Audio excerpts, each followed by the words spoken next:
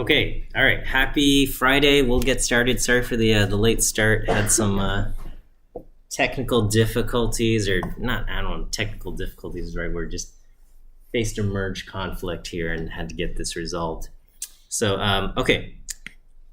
There was an issue on Wednesday where people were having trouble executing the code, and I figured it out. So basically, on my computer, I had an older version of SQL Alchemy running, and all of my code was working. And then, but you guys were saying you were having problems, so I was like, okay, let me just check. Sure enough, I had an old version, so I updated my SQL Alchemy to the latest version, and that broke everything. So I experienced the same problems you were experiencing, and so I figured out how to fix it, and this is how we fix it. So the biggest change here is you have to import a function called text. And it used to be that you could just pass strings to SQL Alchemy and it would execute it. Okay? Now in SQL Alchemy, you take strings and then you wrap it in this function called text, which will accept Python strings as a SQL command. So I inserted this line from SQL Alchemy import text. So you might have to pull the latest version of 9-2 from GitHub, and what you will see is that from SQL Alchemy we will import text. Okay, and so that will fix this issue where now we can execute the command. So the change is that it used to just be a string that said select star from album, and now it is wrapped in this function called text, which is a function in the SQL Alchemy package. Okay. The other thing, it also broke this command from Pandas, read SQL query. The way we would execute this used to be you would send the query, and it would be the kind of the command to the engine. And now we have to change a couple things. So the command now has to be basically the query or the command wrapped in that text function. And then, and you don't do the engine directly, you have to do engine.connect. So I created this thing called con, or the connection is engine.connect, and then now it will run. Okay, so with these kind of changes, hopefully all of our queries will now run and execute. Okay, so my apologies for running outdated version of the software and then and going off of that, but now I've updated it, so my version should match yours, and these commands hopefully will now work on your machines as well. Okay, so here I created this object, con is equal to engine.connect, and basically I kind of just replaced all of the other things. It used to just be I had all of these commands, and so now I've done pandas.read SQL query, and then I wrap command inside that function text, and then I replaced engine with con here, and that's and I've gone through all of these things. And I think on Wednesday we left off. Let me clear all of these outputs, and let's see, where do we leave off? Okay, so let me run this from pandas, import SQL, we can connect to that, import that text function. Okay, now I've updated that, so that works. Okay, so we've done order, where, joins. So I think we've done these join things, and we did this table aliases, and then I did a distinct, and then I think we even did this joining 3 tables together.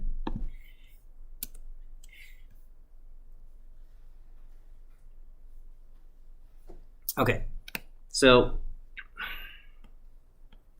yeah, let's just kind of review and make sure we can kind of parse through and start to understand or make sense of these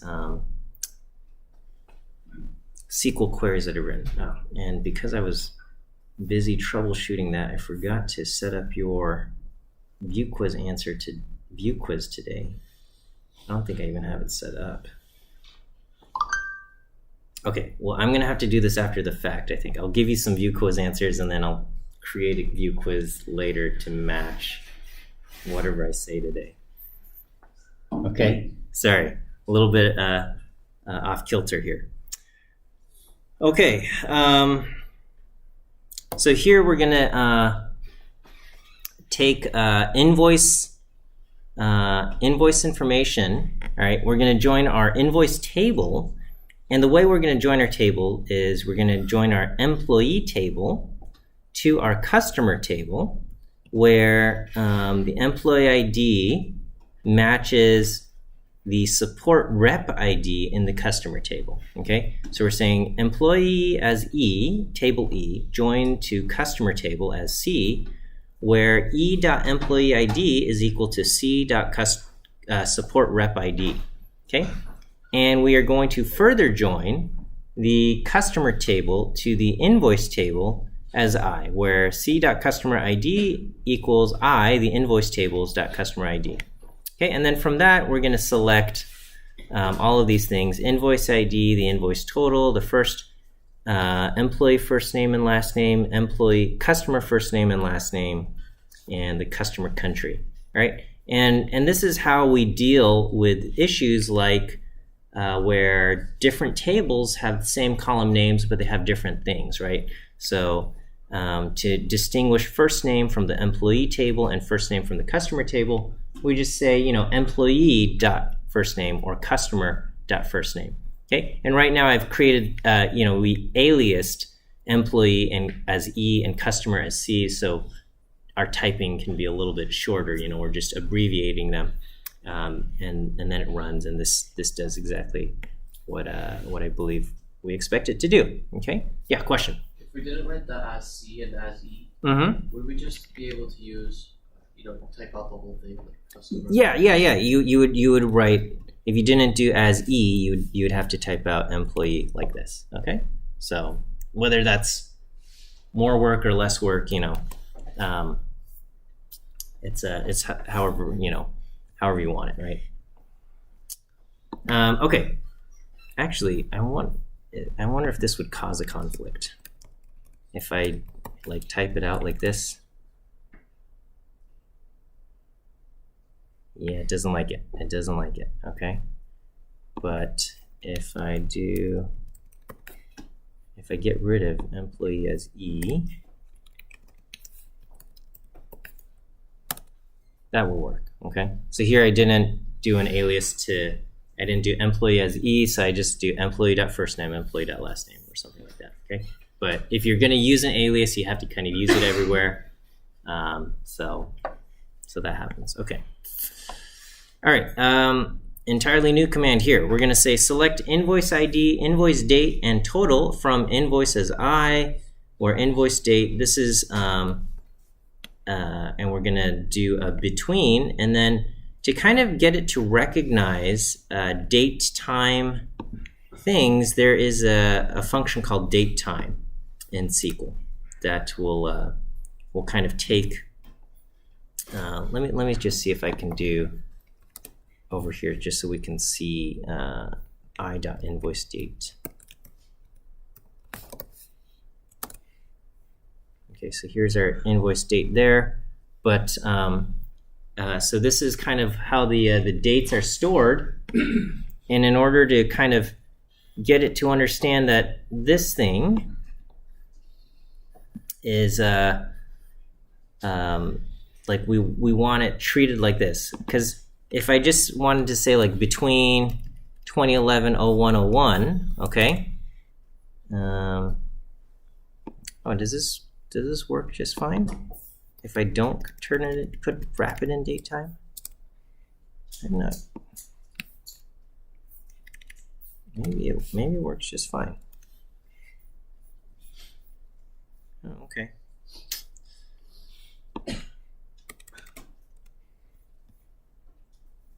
Look at that. Okay, it's smart enough to figure out what I'm trying to say here. A lot of times, okay, well, right now it's working just fine. So I don't know if that's like a thing where it got smarter, or maybe it always worked. A lot of times when you're dealing with date objects and you want to kind of like say, starting here and ending here, you can't just do strings, right? You can't just say go between the string, 2011 0101, but apparently you can as well. So anyway, but this is probably the recommended method, where you take a string and then you wrap it in the datetime function, and that will kind of convert it into a datetime object, or it can do these kind of comparisons. But apparently SQL was able to kind of just understand what I wanted to say if I just left it as a string. So I guess that's good, but it could cause problems at some point, but it does seem to be working just fine as well. So a lot of times datetime stuff is really finicky about formats. So here I put some slashes here, and it doesn't understand anymore.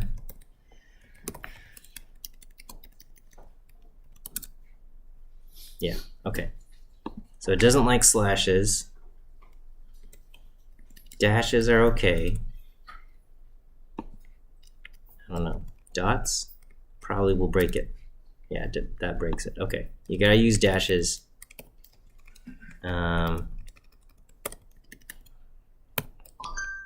Let me try if I put it in this order. Yeah, you can't do that. It's got to go year, month, day.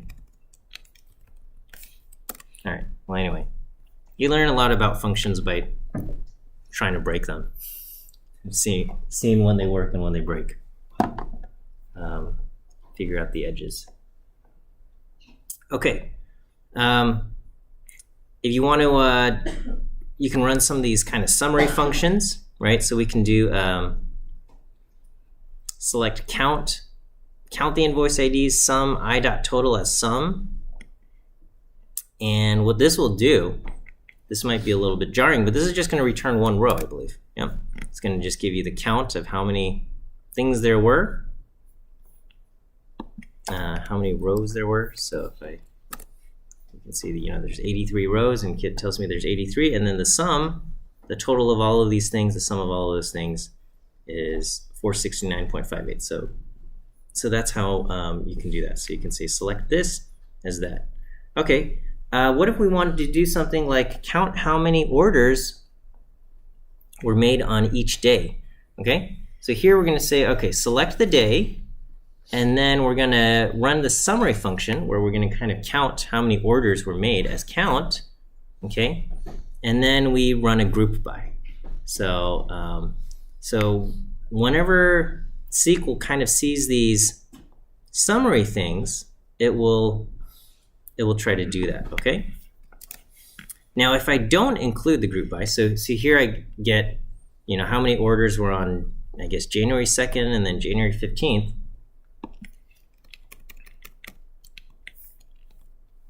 Okay, I get 71 different dates here. Okay, if I don't include the group by, then it just kind of groups everything together, gives me a total of 83, and then as far as the invoice date, I guess it just selects the first one. Okay.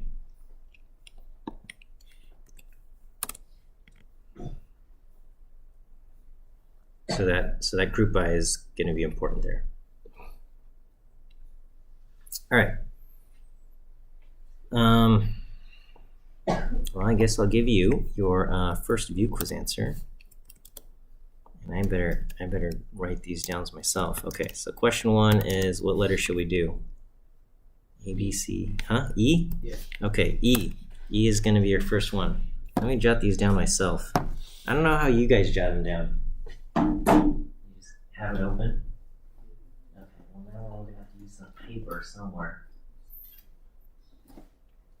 Someone's Someone's name I gotta drag later. Okay, never mind. Don't want to write on that. Okay.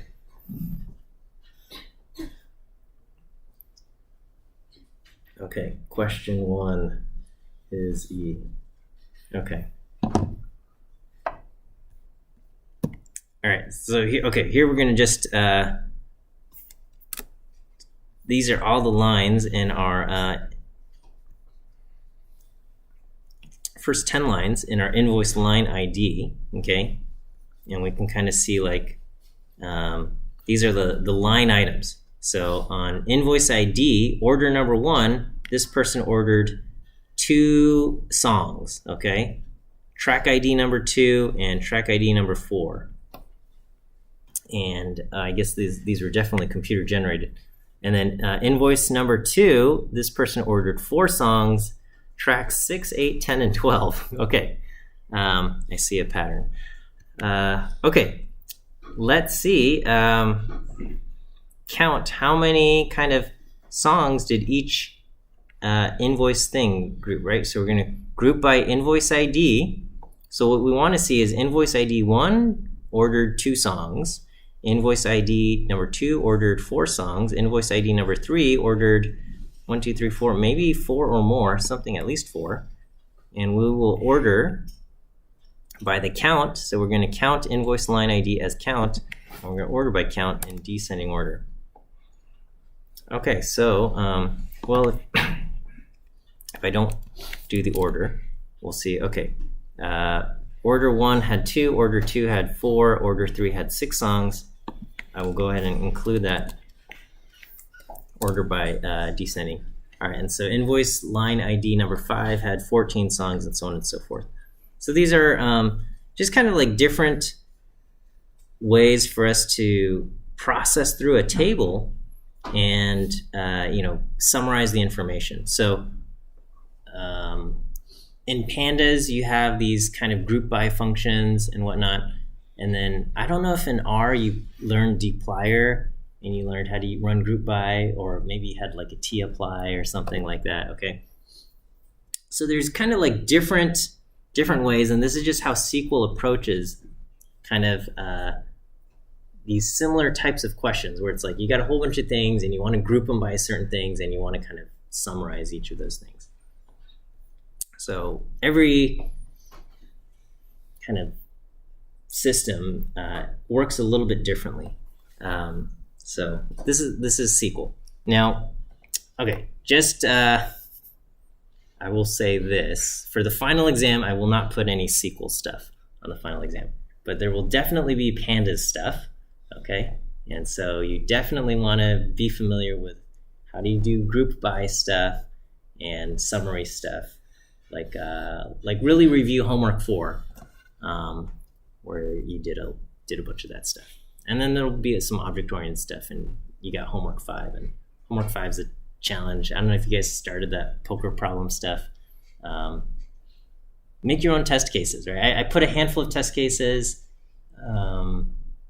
Make your own test cases to kind of see if your functions are working. Yeah, question. In the test, will we be having to will you answer multiple choice, or will you have to code some stuff?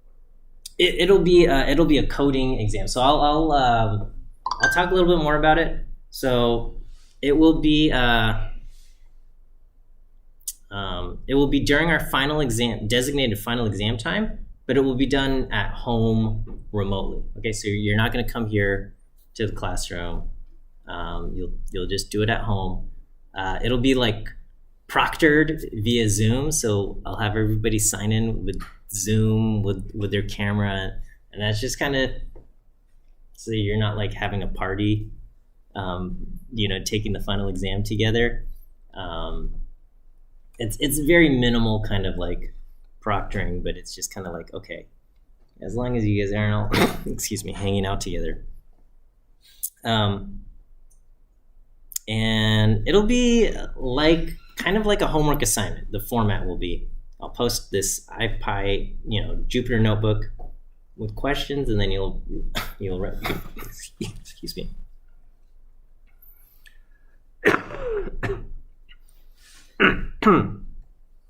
you'll write your answers in the notebook, okay? And it'll be timed. And so the struggle has always been for me to estimate accurately how much students can do within the allotted time. So sometimes I overestimate students' speed, sometimes I underestimate it. So this is always like my struggle, because I'm like, oh, I can do this in however long. But that's because I know exactly what I'm thinking, and obviously, you're reading the problem for the first time. So I always kind of look at like what I did for past exams, and I try to gauge and approximate. And sometimes I get it right, sometimes I get it wrong. If I get it wrong and I made the exam like way too hard, then I'll make some adjustments accordingly. But hopefully I don't. So we'll see. Okay. But I'll talk more about that.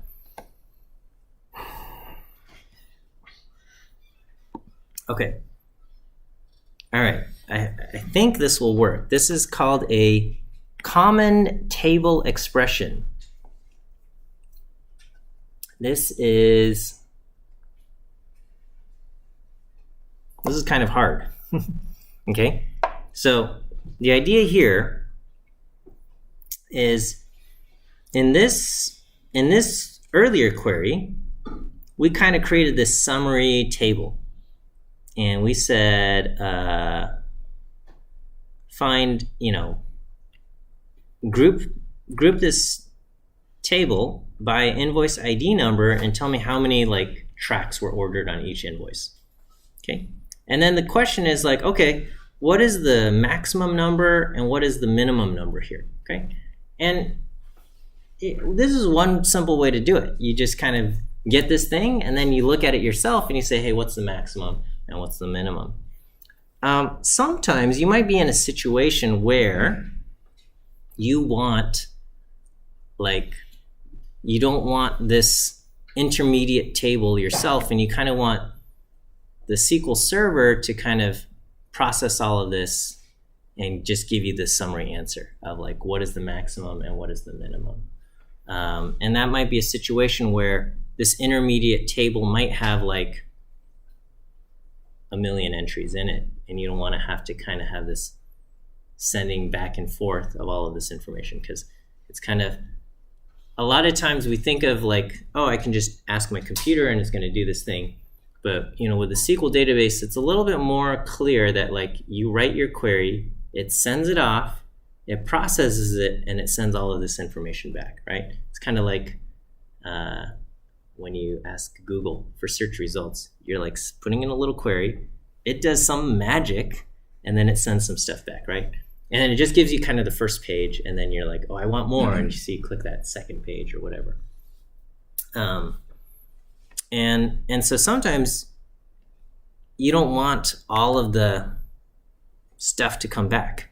You want the server to kind of handle it and just give you just the answers in the back. And so you can do something called a common table expression, okay? And basically you take the command that's going to create this table, right? And you say, okay, well, what is this table going to look like? It's going to have 2 columns, invoice ID and count, and I don't exactly know how many rows it's going to get back, okay? So basically I've taken this code that says select invoice ID, count as count, group, from invoice line, group by this, count by this, okay? I've taken that and I wrapped that inside parentheses here, okay? And then it's the SQL commands are a little bit weird, okay? You say as this parentheses, the command to create the table, and then you create a new name for this table. And you say, we're going to call this table with invoice counts, right? So we're going to call this table that we created up here, we're going to call it invoice counts. And I'm going to say, all right, the columns for this table are going to be ID and count, okay? And we're going to say, all right, this is this new table that I'm creating, And then so we're going to say with invoice counts, where the column names are ID and count. Basically, all I want to do is select max count as max, min count as min from invoice counts. Okay, so if you kind of ignore this, right? You just say, oh, if this thing is called invoice counts and the columns are ID and count, then this is a very simple query, right? We just say with invoice counts, or basically it's like from invoice counts, select this right there, right? So it's like from invoice counts, select that. Okay, so that's simple enough. But invoice counts itself doesn't exist, and so we create this using what we call the common table expression. And we're going to say with invoice counts to kind of create and establish this table. And how do we establish this table?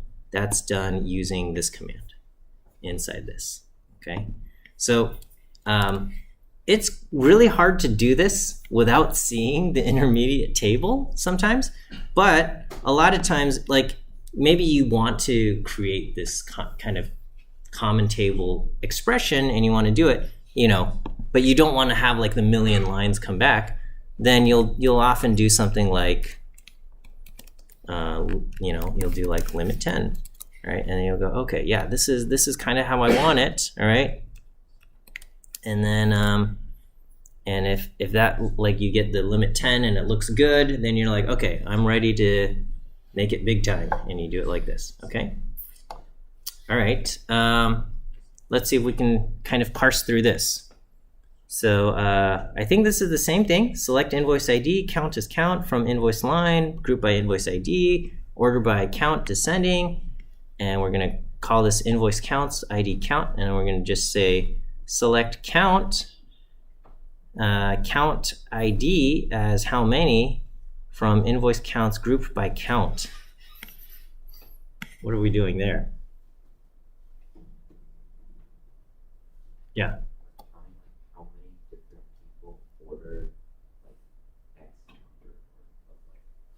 Yeah, so what we're going to get is we're going to get, this is how many invoices had one song. This is how many invoices had 2 songs. This is how many invoices had 3 songs or 4 songs or whatever. So it's going to be, so over here we said how many songs were on each invoice, and that's what we established here, and what was like the biggest invoice and what was the smallest invoice.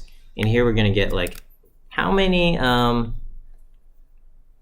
things. And so now this really gives away kind of the auto-generated function of this generated nature of this data, right? We have 59 orders of exactly 4 songs and 59 orders of exactly 6 songs, which is a little bit too suspicious for something like this, right? But it'll be kind of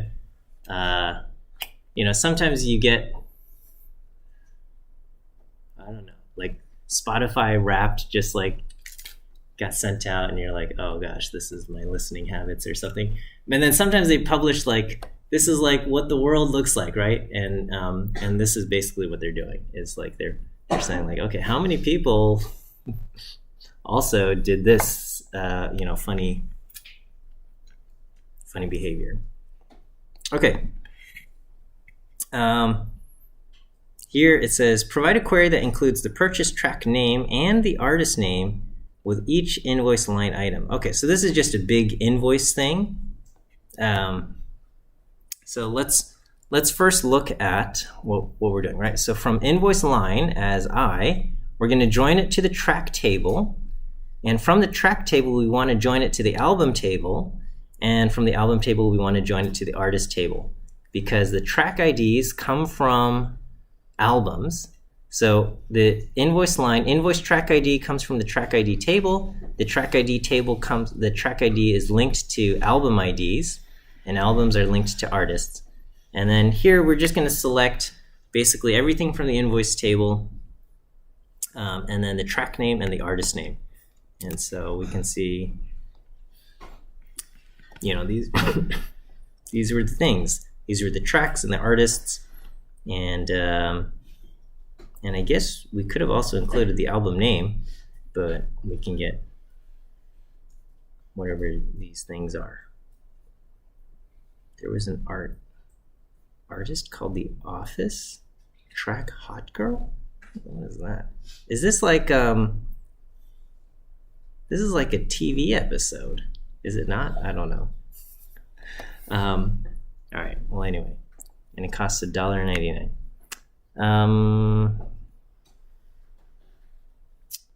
Left joins and right joins. Okay, so this is, I linked this. Let's see if this link still works. Visual explanation of SQL joins. So sometimes you get, you have these two tables and you want to kind of join them together. And how does this work, right?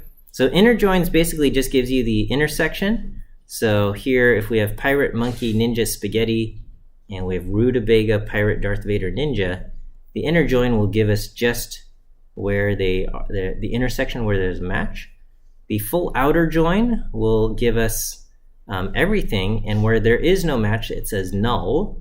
Okay, so we're going to get two monkey null null for the ID and name. Okay, we're going to say select star from table A, full outer join with table B on table A name equal to table B name. This is going to give us that. Okay, the left join, the left outer join gives you everything in the left table. Okay, and if there's no match in the right table, it gives you null, and then the right,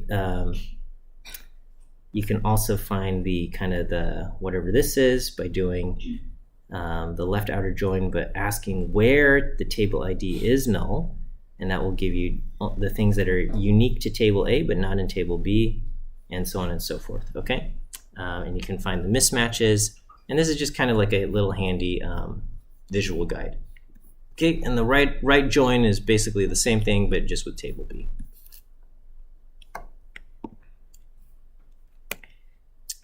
Okay, let's see here.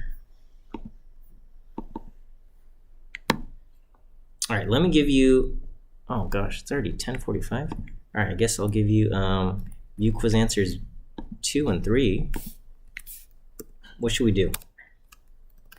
Question 2 is,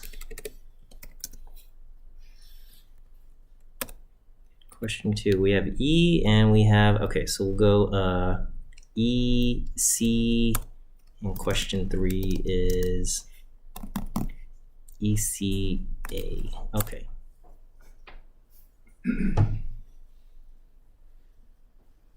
C, A. Is that good? Okay. All right, well, we'll run out of time to go through everything on this one, but I think that's okay. You can kind of go through and review some of these examples.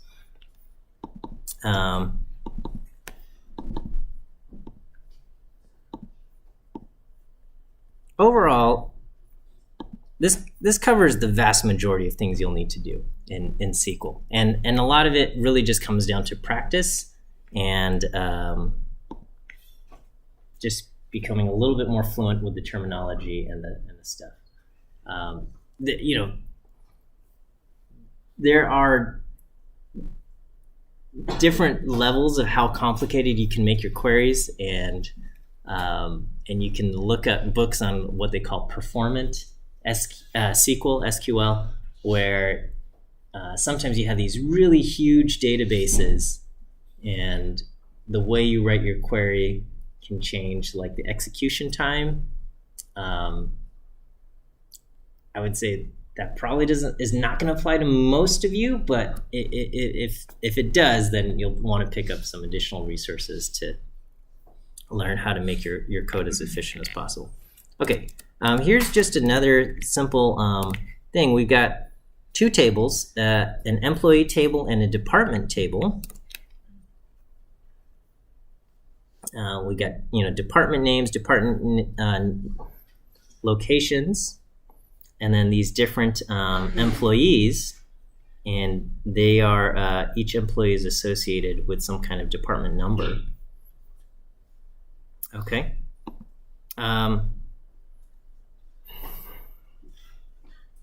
Sometimes you want to, in your response, you want to do some text operations here. And so there's a few like odd things you can do.